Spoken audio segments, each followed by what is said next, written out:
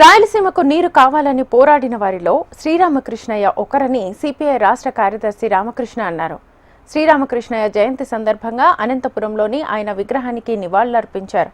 రాయలసీమ ప్రాంతంలో రైతుల అభివృద్ధి కోసం పోరాడిన మహనీయుడు శ్రీరామకృష్ణయ్య అని సిపిఐ నేతలు గుర్తు చేసుకున్నారు.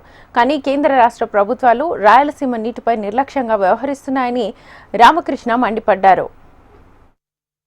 జయంతి సందర్భంగా మేమందరం కూడా ఘనంగా నివాళులు అర్పిస్తూ ఉన్నాం. ఇవాళ రాయలసీమ ప్రాంతాల్లో ఇతర వెనుకబడిన ప్రాంతాలకు తాగునీరు సాగునీరు కావాలని చెప్పి ఎన్నో పోరాటాలు జరిగాయి.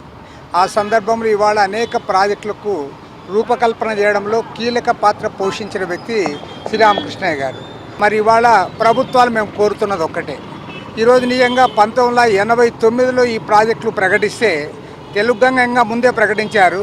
హంద్రీనీవా, గాలేరు నగరి, అదేవిధంగా వెలుగొండ ప్రాజెక్టులు ఇవన్నీ కూడా 1989లో ఎన్టీ రామారావు గారు ముఖ్యమంత్రిగా ఉన్నప్పుడు ఆ రోజున అడ్వైజర్గా శ్రీరామకృష్ణయ్య గారు రూపకల్పన చేసి ఈ ప్రాజెక్టులు ప్రకటించారు. 3 దశాబ్దాలు పూర్తయినా సరే ఈనాటి వరకు కూడా ఆ ప్రాజెక్టులు కంప్లీట్ కాలేదంటే పరిపాలకులందరూ కూడా దాన్ని గాలికి వదిలేస్తూ ఉన్నారు. హంద్రీనీవా ప్రాజెక్టుకి ఏమో తగినన్ని నిధులు కేటాయించారు తప్ప మిగతా ప్రాజెక్టు విషయంలో సక్రమంగా నిధులు కేటాయించలేదు.